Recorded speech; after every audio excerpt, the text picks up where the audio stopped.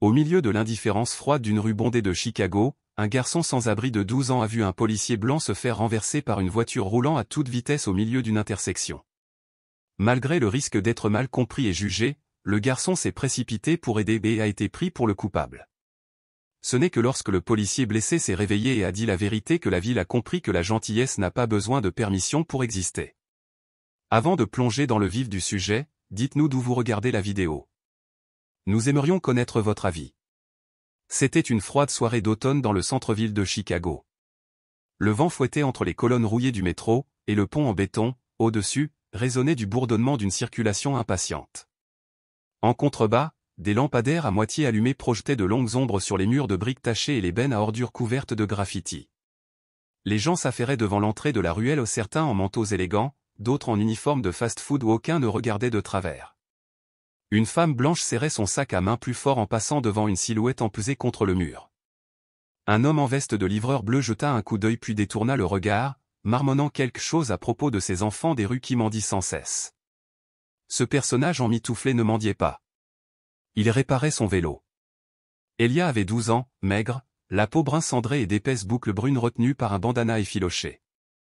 Il portait un sweat à capuche gris trop grand, taché de vieille graisse, et un jean de taille trop grand, serré à la taille par un élastique cassé. Ses baskets n'étaient pas assorties. Ses mains, petites mais rugueuses, travaillaient avec précaution avec une fourchette tordue et une canette de soda aplatie, ajustant la chaîne de vélo qu'il avait récupérée dans un tas de ferraille la semaine précédente. Du ruban adhésif maintenait le siège. Une caisse de lait cabossée était boulonnée à l'arrière, son meuble de rangement. Chaque objet avait une histoire. Aucune n'était bonne. Il n'était pas invisible. Les gens le voyaient, mais ils ne voulaient pas le voir. Parfois, il murmurait « Trouve-toi un travail » ou « Où est ta mère ?» D'autres fois, il traversait la rue. Lorsqu'il a été surpris en train de faire la sieste sur un banc l'hiver dernier, le gardien de la place a aspergé le siège d'eau froide et lui a dit d'aller embêter quelqu'un d'autre. Les mots ne me faisaient plus mal. Plus comme avant. Elia n'allait plus à l'école. Après le décès de sa mère dans un délit de fuite il y a 2 ans, et sans que ses proches ne se manifestent, il s'est enfui du système d'hébergement. Trop de bagarres. Trop de règles. Il préférait dormir le dos contre les briques, la liberté dans le souffle, plutôt que de rester éveillé dans une pièce où il n'était qu'un numéro. Il avait appris à se taire, à éviter le contact visuel, à faire durer $1 4 jours. Mais chaque soir, avant de se recroqueviller dans un coin derrière la laverie ou sous le viaduc, il levait les yeux à travers la brume des lumières de la ville et murmurait « Tu es toujours là-haut, maman ?» Ses doigts se resserraient autour de la seule chose qui lui restait, une écharpe rouge délavée, tricotée par ses mains, qui sentait encore légèrement la lavande et le vieux parfum. Elle restait dans sa poche. Toujours. Cette nuit-là, c'était pareil. Mais aussi, pas tout à fait. Tandis qu'Elia rafistolait le dernier morceau de sa chaîne, le resserrant avec un fil de fer, une sirène retentit au loin, quelque part dans la ville. Quelque chose commençait déjà à mal tourner. Il l'ignorait encore, mais dès le lendemain, son nom serait à la une de tous les journaux de la ville non pas comme suspect, ni comme enfant des rues, mais comme héros inattendus. Au moment où le soleil disparaissait derrière l'horizon, Elia avait déjà pédalé dans le Lop, slalomant prudemment entre les voitures klaxonnant et les gyrophares orange. L'air était plus lourd ici, ça sentait le pot d'échappement, les bretzels brûlés et le béton mouillé. Les rues vibraient d'impatience. Les employés de bureau sortaient en masse par les portes tournantes vitrées, téléphone à l'oreille, esquivant les flaques d'eau avec leurs chaussures de marque. Des food trucks bordaient le trottoir, et un saxophoniste au coin de la rue tentait de masquer le bruit de la circulation. Personne n'y prêtait attention. Elia gardait les yeux baissés, la capuche relevée. Il connaissait le regard que certains lançaient, un mélange de peur et de dégoût, le genre qui lui donnait envie de disparaître. Il n'était pas là pour mendier ou s'attarder. Il avait appris à se fondre dans la masse et à disparaître. Aujourd'hui, il lui suffisait de traverser le centre-ville avant que les bus ne déversent la foule du soir et ne transforment les pistes cyclables en enfer. Mais le destin, comme c'est souvent le cas avec ceux qui le méritent le moins, avait d'autres plans. Le feu rouge à l'angle de State et Monroe était long, comme toujours. Elia s'arrêta tranquillement juste avant le passage piéton, les pieds au sol, la tête légèrement penchée. Devant lui, au milieu du carrefour, se tenait un grand agent de la circulation blanc, vêtu d'un gilet fluo, les bras levés, criant par-dessus les klaxons. Le type semblait avoir eu une longue journée, le visage rouge, la voix tremblante comme s'il était à deux doigts de renoncer à l'humanité. Il fit signe à une camionnette de livraison d'avancer et se retourna pour crier à une berline qui s'était arrêtée après la file. Ellie observait en silence, comme un chien observe un étranger, curieux, mais préparé à la déception. Et puis c'est arrivé. Un rugissement. Des pneus crissent. Un SUV argenté déboule sur la voie opposée, faisant une embardée brutale comme si le conducteur avait tiré sur le volant au dernier moment. Les passants hurlent sur le trottoir. L'agent de la circulation se retourna, les mains à peine levées, avant que le véhicule ne le percute violemment. Son corps se souleva, pivota dans les airs et heurta l'asphalte comme un sac de briques.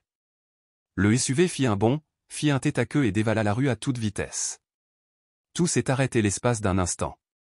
L'intersection entière s'est figée. Elia était assis là, la bouche légèrement ouverte, regardant l'officier allongé de manière tordue au milieu de la route, un bras jeté à un angle anormal, le sang s'accumulant sous lui. La foule s'est remise à bouger. Certains ont halté. D'autres ont sorti leur téléphone. Quelques-uns se sont détournés. Personne n'est sorti dans la rue. Personne. Elia retint son souffle. Il serra le guidon plus fort. Il entendait son cœur battre par-dessus le chaos. Son instinct lui criait de rester en dehors de ça. Il savait comment ça fonctionnait. Un garçon noir en sweat à capuche, les mains couvertes de sang, surplombant un policier blanc en plein centre-ville. Ce n'était pas un titre. C'était une condamnation à mort. Il imaginait déjà les menottes, les cris, les caméras de téléphone capturant le pire angle. Il entendait déjà les insultes, punk, criminels, voyous. Il savait ce qu'ils allaient voir. Pas un enfant. Pas un assistant. Juste un autre corps en qui il n'avait pas confiance. Mais ensuite, la mémoire a traversé la peur. La voix de sa mère, douce mais ferme, comme lorsqu'elle lui tressait les cheveux ou boutonnait son manteau avant l'école. Tu ne choisis pas la façon dont le monde te voit, chérie. Tu choisis seulement qui tu es. Ne les laisse jamais endurcir ton cœur. Sois bon, même s'ils ne le sont pas. Sa gorge se serra. Il leva les yeux. Personne n'avait bougé. L'officier gémit, la poitrine haletante, du sang coulant abondamment d'une entaille près de son coude. Une de ses chaussures s'était envolée. Sa radio était écrasée sous lui. La mâchoire d'Ellie se serra. Le feu passa au vert. Il a laissé tomber le vélo. Sans un mot, il courut dans la rue, se faufilant entre les voitures arrêtées tandis que les klaxons retentissaient. Quelques personnes crièrent « Petit, sors de là !» Mais il ne s'est pas arrêté. Il s'agenouilla à côté de l'officier et grimaça à cette vue, un bras cassé, peut-être une côte fêlée, du sang s'épaississant sur le béton. Ellie ne connaissait pas grand-chose au premier secours, mais il savait quand quelqu'un était en train de mourir. Et cet homme mourait vite. Il sortit de sa poche l'écharpe rouge au sel de sa mère. Elle avait encore son odeur, aussi faible qu'un souffle. Il la pressa contre la blessure de l'homme et la banda fermement, la nouant de ses mains tremblantes mais sans hésitation. Du sang coula presque instantanément, chaud et terrifiant. Le visage de l'officier se crispa. Un gémissement s'échappa de ses lèvres. « Tu m'entends » murmura Elia, la voix tremblante. « Tout ira bien. Tiens-toi bien. » Pas de réponse. Juste un souffle humide et rauque. Le regard d'Elia se porta sur le trottoir. Des gens observaient maintenant. Certains filmaient. Pourtant, personne ne s'approchait. Une femme en blazer secoua la tête et murmura « Où sont les ambulanciers ?» Un homme derrière elle murmura « Ce gamin l'a touché. »« Tu as vu ?» Il l'a touché. Le cœur d'Ellie se serra, mais il ne bougea pas. Ne vous arrêtez pas, terminez simplement ce que vous avez commencé. Une sirène hurlait faiblement au loin, loin. Loin. Il avait besoin d'aide. De vraie aide. Il regarda son vélo qui traînait dans la rue. La chaîne avait glissé. Pas le temps de la réparer. Il jeta un dernier regard à l'officier, serra l'écharpe contre la blessure et murmura « Je ne te quitte pas. Je te le jure. Je vais juste chercher quelqu'un. » Et puis il a couru. Ni vers la foule, ni vers le commerce le plus proche où quelqu'un aurait déjà appelé les secours. Il a sprinté dans Monroe, coupant à travers les ruelles et les parkings, se dirigeant vers un avant-poste de circulation qu'il se souvenait avoir vu plus tôt, à quelques pâtés de maison seulement. Ses jambes brûlaient. Il ne ralentissait pas. Derrière lui, la ville engloutissait la sirène, la foule, l'homme blessé. Mais Élie courut comme si son âme en dépendait, comme si s'il pouvait arriver à temps, rien du reste n'aurait d'importance. Ce qu'il ne savait pas, ce qu'il ne pouvait pas savoir, c'est que le plus dur n'était pas derrière lui, il l'attendait, juste à une rue de là. Et peu importe à quelle vitesse il courait, il ne pouvait pas distancer ce à quoi cette ville avait déjà décidé qu'il ressemblait. Les poumons d'Élie brûlaient alors qu'il franchissait le dernier bloc. Le poste de contrôle routier se trouvait juste devant, une cabine en béton coincée entre deux panneaux de signalisation clignotants, flanqués de cônes orange et de rubans de mise en garde décolorés par le soleil. Deux officiers se tenaient dehors, l'un tenant un presse-papier, l'autre sirotant un café, au milieu d'une conversation, riant de quelque chose qu'Elia ne pouvait pas entendre. Il s'arrêta en titubant, la poitrine haletante, la sueur froide coulant le long de sa colonne vertébrale malgré la fraîcheur du soir. Sa voix se brisa lorsqu'il cria « Un policier est blessé ». Il s'est fait renverser sur Monroe par une voiture, il saigne abondamment. Les officiers se redressèrent, leur sourire disparaissant.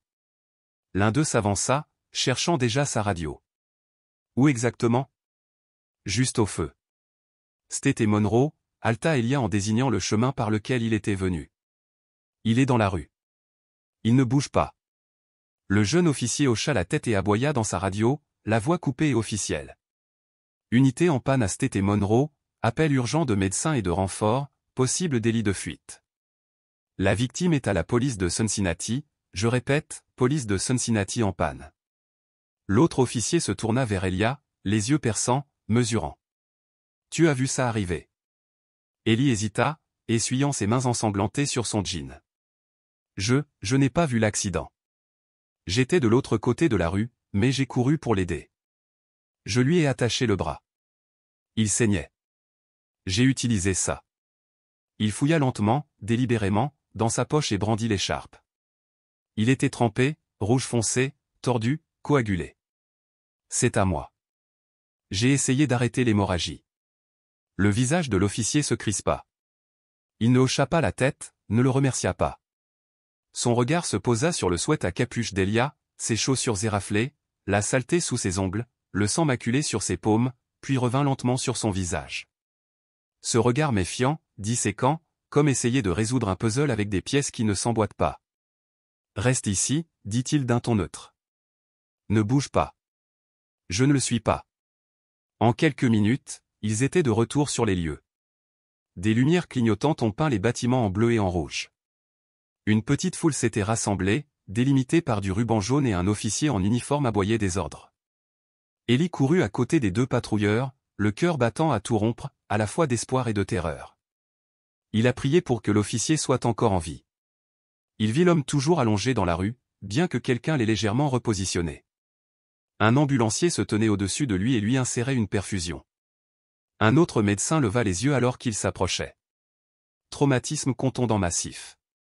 Perte de sang importante. Une veine de l'avant-bras aurait pu être sectionnée. Cette écharpe, demanda le jeune officier en pointant soudainement du doigt. C'est tout? Le médecin hocha la tête. Ouais. Celui qui l'a attaché a probablement gagné du temps. Élie expira, une sorte de soulagement lui serrant la gorge. Mais alors, l'officier le plus âgé s'est interposé entre lui et la scène. Tu as dit que tu l'avais trouvé comme ça? Oui, monsieur. Et tu as attaché le bras? Oui. Avec mon écharpe. Je ne lui ai pas fait de mal. J'ai juste essayé de l'aider. Alors pourquoi diable ton ADN est-il partout sur un policier abattu? Sa voix ne s'éleva pas, mais la menace derrière elle, si. Je te l'ai dit, je t'ai aidé. Tu n'imagines pas. Je n'en ai pas. Pas d'adresse? J'habite dans les environs. Vous me dites qu'un enfant sans domicile fixe se trouvait là par hasard, juste au moment où un policier se fait renverser? Juste au moment où le conducteur prend la fuite? Vous voulez que je vous croie? Les mots frappent plus fort que n'importe quel coup de poing. La bouche d'Élie s'ouvrit, mais aucun son ne sortit. Ses mains étaient encore collantes du sang de l'homme. L'écharpe, celle de sa mère, était maintenant récupérée par un technicien de la police scientifique. Il a vu quelqu'un le photographier, comme si c'était une preuve. L'officier le plus âgé s'est approché. Faire demi-tour? Quoi? Faire demi-tour? Je n'ai rien fait. Alors tu n'as rien à cacher, n'est-ce pas? Le plus jeune hésita, regardant tour à tour son partenaire et les ambulanciers. Peut-être qu'on attend. Non. On le fait maintenant. Une main saisit l'épaule d'Ellie, ferme et définitive. Du métal froid claqua autour de ses poignets. Clic-clic. Des halètements sont venus des spectateurs. Une femme murmura, « Jésus, ils arrêtent le gamin. » Un autre homme murmura, « Ce n'est pas possible, ce n'est qu'un enfant. » Mais personne ne s'avança. Pas une voix ne s'éleva, plus aucun murmure. Les menottes ont mordu la peau d'Elia alors qu'il était éloigné des lumières clignotantes. Loin de l'homme qu'il avait essayé de sauver. Loin de l'écharpe, la dernière chose qui lui restait de sa mère. Il n'a pas pleuré. Il n'a pas crié. Il avait appris depuis longtemps que les garçons noirs qui élèvent la voix ne sont pas entendus, ils sont malmenés. Dans la voiture de patrouille, il a essayé. Une seule fois. Je ne lui ai pas fait de mal. Je l'ai sauvé. L'officier le plus âgé renifla. Nous verrons ce que disent les preuves. Ellie était assis sur le siège arrière, le cœur battant, la gorge sèche. Il regarda l'horizon rétrécir tandis qu'il s'éloignait. Il n'était pas en colère, du moins pas complètement. Il ressentait surtout la douleur profonde et familière d'être invisible, inaudible, jugé avant même d'avoir pu s'expliquer. Il pensa à sa mère, sa voix résonnant dans son esprit. Fais ce qui est juste. Sois bon, même s'ils ne le sont pas. Il avait fait ce qu'elle lui avait demandé. Il avait tout fait correctement. Et pourtant, il était là, menotté, avec un dossier peut-être sur le point d'être écrit à l'encre qu'il ne pouvait pas effacer.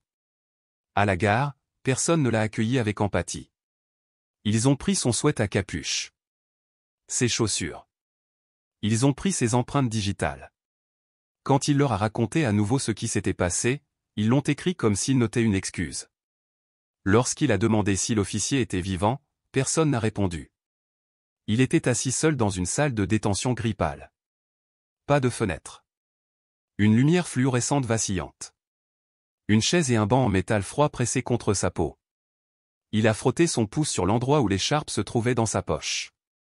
Il avait disparu maintenant, probablement emballé et étiqueté comme un indice de scène de crime. Il ferma les yeux, non pas pour dormir, juste pour s'échapper. Et c'est à ce moment-là que la honte s'est installée. Pas pour aider, mais pour espérer. En espérant qu'il le verrait.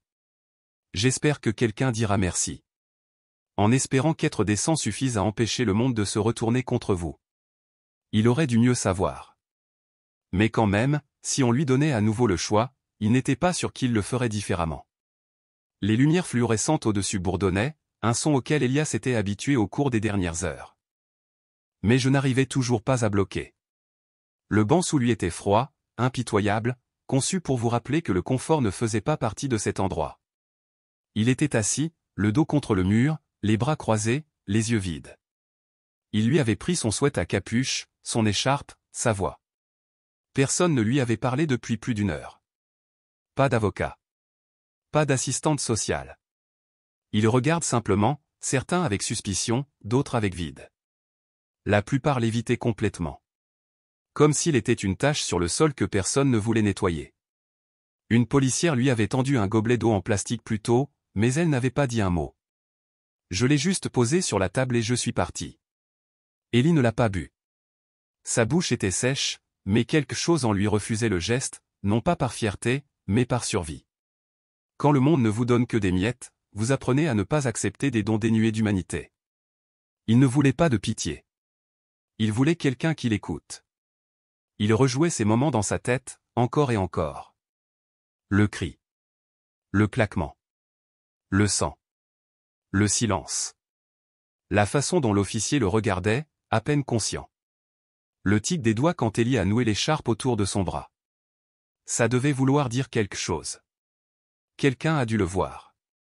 Mais plus il y pensait, plus il avait l'impression que l'espoir s'infiltrait à travers des fissures qu'il ne pouvait pas sceller. Puis, la porte s'est ouverte. Clic sec de bottes sur le carrelage. Une femme est entrée, vêtue d'un manteau beige, âgée d'une trentaine d'années, tenant un presse-papier à la main. Son badge indiquait « Détective marqué ». Elle ne s'assit pas. Elle s'appuya simplement contre la table, le scrutant du regard comme un puzzle dont il manque des pièces. Ellie, n'est-ce pas? Sa voix n'était pas cruelle, mais elle n'était pas douce non plus. Il hocha la tête, à peine. Tu sais pourquoi tu es ici? Je ne lui ai pas fait de mal, dit Elia, ses yeux rencontrant enfin les siens. J'ai aidé. J'ai lu le rapport initial, a-t-elle déclaré. L'agent a dit que vous étiez arrivé seul au poste, les mains couvertes de sang, et que vous aviez prétendu qu'un policier avait été blessé. Vous leur avez donné une écharpe comme preuve. Votre écharpe. Ce n'était pas une preuve, a déclaré Elia. C'était son garrot. Il saignait. Je lui ai bandé le bras. Je leur ai dit. Je sais, répondit-elle en tournant une page de son presse-papier. Mais vous voyez le problème, n'est-ce pas? Pas de témoin. Aucune caméra n'a filmé l'impact, juste les conséquences. Vous, à côté de lui, couvert de sang. C'est tout ce qu'on a. La voix d'Ellie tremblait maintenant, non pas de peur, mais à cause du poids de tout ce qui était renversé. Tu penses que je ferai ça, et que je viendrai te le dire ensuite? Elle leva les yeux vers lui et, l'espace d'une seconde, quelque chose changea. Son regard s'adoucit, juste un peu. Je n'ai pas dit que je pensais que tu l'avais fait, mais je ne suis pas le seul à me poser des questions.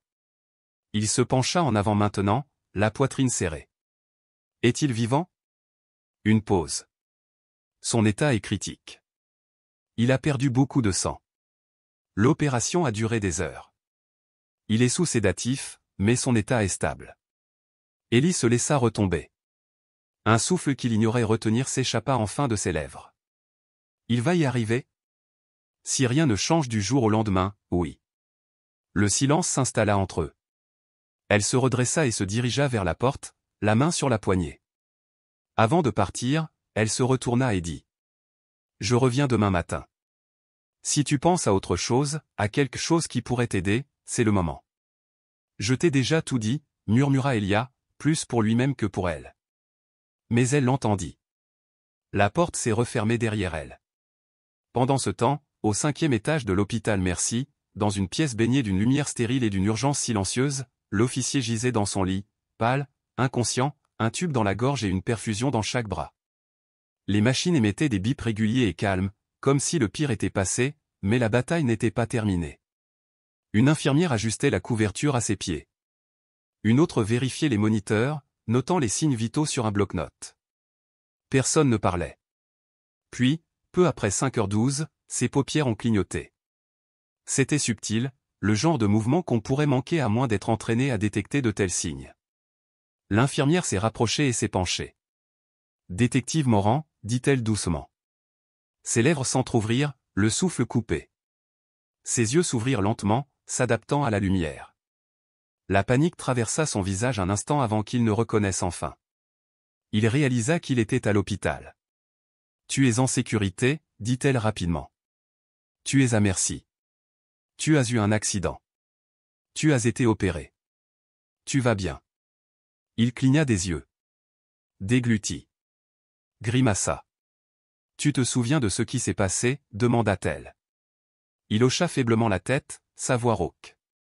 Une voiture m'a percuté. Oui, un délit de fuite. Il peinait à reprendre la parole. Elle lui tendit un petit bloc-notes et un stylo. Sa main tremblait tandis qu'il griffonnait quelques mots. Le garçon. Où est-il? L'infirmière cligna des yeux. Un garçon? Quel garçon? Il hocha la tête et tapota à nouveau le bloc-notes. Il m'a aidé. Elle hésita. Ils ont amené un jeune suspect. Tu veux dire lui? Il la regarda comme si elle avait complètement raté le but du monde. Il m'a sauvé et il écrivit ensuite, en appuyant plus fort avec le stylo. En moins d'une heure, l'appel des soins intensifs est parvenu au commissariat. Il a circulé rapidement, de l'infirmière au médecin, du médecin à l'administration, puis a marqué. Au moment où elle a lu la note transmise par l'hôpital, elle a attrapé ses clés et n'a pas arrêté de bouger jusqu'à ce qu'elle soit de retour au commissariat, poussant la porte de la zone de détention, ignorant les regards perplexes des agents de nuit. Ellie, appela-t-elle. Il releva brusquement la tête. Elle se dirigea vers la cellule, tenant le document imprimé dans une main. Il s'est réveillé. Il a écrit une déclaration. Il a dit, tu lui as sauvé la vie. Tu ne l'as pas blessé. Tu ne t'es pas enfui. Tu l'as sauvé. Ellie la fixa du regard. Il ne comprit pas tout de suite. Quoi? Elle a déverrouillé la porte elle-même. Vous n'êtes plus en état d'arrestation. Sortons-nous d'ici. Il se leva lentement, toujours incertain si c'était réel. Alors, il me croit. Elle hocha la tête. Il te croit. Et c'est ce qui compte. Tandis qu'elle le conduisait hors de la zone de détention en passant devant les bureaux, les policiers fatigués et les conversations creuses où Elia ne souriait pas. Il ne pleurait pas. Il marchait simplement en silence, c'est pas léger, mais sans soulagement. Il n'était pas encore libre. Pas vraiment. Jusqu'à ce que les gens voient plus que du sang, plus qu'un sweat à capuche, plus que la couleur de sa peau. Mais pour la première fois depuis longtemps, quelqu'un avait dépassé tout cela et l'avait cru. Au milieu de la matinée, la ville avait commencé à changer. Tout a commencé par des murmures. Un membre du personnel hospitalier avait publié anonymement sur les réseaux sociaux. L'officier qui a été frappé au centre-ville hier s'est réveillé et a dit « Le gamin qui m'a sauvé la vie est en détention ». Il a dit, je cite, « Il ne m'a pas fait de mal. Il m'a sauvé ». La publication a fait un tabac. En quelques heures, elle était partout, sur les bandes annonces, sur Twitter, sur les diffusions locales en direct. Une photo d'Elia, granuleuse, prise à travers la vitre d'une voiture de patrouille, a circulé avec des légendes allant de « un héros accusé à tort » à « du suspect au sauveur ». Mais Ellie ne savait rien de tout cela. Lorsqu'il sortit du commissariat peu après midi, il portait un simple sweat à capuche gris ou une taille trop grande, prêté par quelqu'un et pas de chaussures. Il ne les avait pas encore récupérées. Le détective Marquet marchait à ses côtés. « Tu as un endroit où aller ?» demanda-t-elle prudemment, d'un ton plus doux qu'auparavant. Ellie secoua la tête, puis haussa les épaules. « D'habitude, je dors sous le pont sur Harrison. Mais, c'est bruyant. Difficile de dormir. » Elle marqua une pause, ne sachant pas comment réagir à ce genre d'honnêteté. « Je vais voir si on peut te trouver un logement. Peut-être un centre. Un des meilleurs. Tu devrais être en sécurité ce soir. » Il ne répondit pas. La lumière du soleil lui semblait étrangère après la cellule sans fenêtre. Il continua à marcher, les mains dans ses manches, silencieux, regardant ses pieds sur le béton.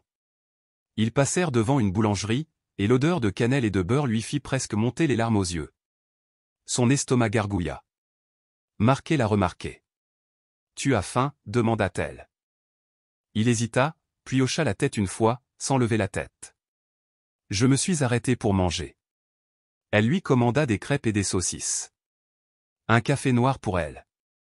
Il mangea en silence, lentement et prudemment au début, puis plus rapidement. Elle n'a pas posé de questions. Elle a juste observé.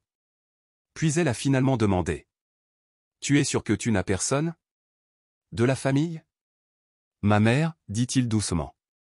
Elle est morte il y a quelque temps. » « Pas de père? » « Aucune idée de qui il est. » Le détective soupira doucement. « Tu as 12 ans. » Il hocha la tête. « J'ai un neveu de ton âge. » Il se plaint si son chargeur de téléphone n'est pas à la bonne longueur. Ellie eut un léger sourire, juste un scintillement, puis retourna à son assiette. À leur arrivée à l'hôpital plus tard dans l'après-midi, le hall était déjà bondé de journalistes. L'assistant du maire faisait une déclaration. Les journalistes se bousculaient pour prendre position. Mais ils se retournèrent tous lorsque les portes automatiques s'ouvrirent et qu'un garçon entra à côté d'un détective. La salle se tut. Les caméras tournèrent. Elia se figea. Marquet posa une main sur son épaule. « Ça va? » « Non, dit-il honnêtement. »« Tu veux partir? » ?»« Non. »« Alors respire simplement. » Elle le guida à travers la foule. La sécurité de l'hôpital lui ouvrit le passage. Au bout du couloir, dans une pièce privée bordée de fleurs, de cartes et de ballons de prompt rétablissement, l'officier Morand était assis, un bras dans le plâtre, l'autre posé sur ses genoux. Il paraissait plus vieux qu'avant, non pas à cause de la blessure, mais à cause du poids de ce qu'il avait presque perdu. Quand Ellie entra, la pièce parut plus petite. Plus lourde. Morand leva les yeux. Pendant un long moment, il resta silencieux. Puis sa voix se brisa légèrement. « C'est toi. » Ellie hocha la tête. « Je me souviens de toi. Tu étais le seul à être venu. Je t'ai attaché le bras, murmura Elia, avec l'écharpe de ma mère. Tu m'as sauvé la vie, gamin. L'officier cligna des yeux. Ils m'ont raconté ce qui s'est passé ensuite. Je suis désolé. Tu ne méritais pas ça. Élie baissa les yeux vers le sol. Ça arrive. Les sourcils de Morand se froncèrent. Ça ne devrait pas. Le silence retomba dans la salle. Puis, lentement, l'officier tendit sa main intacte. Venez ici. Elia hésita. Puis s'avança.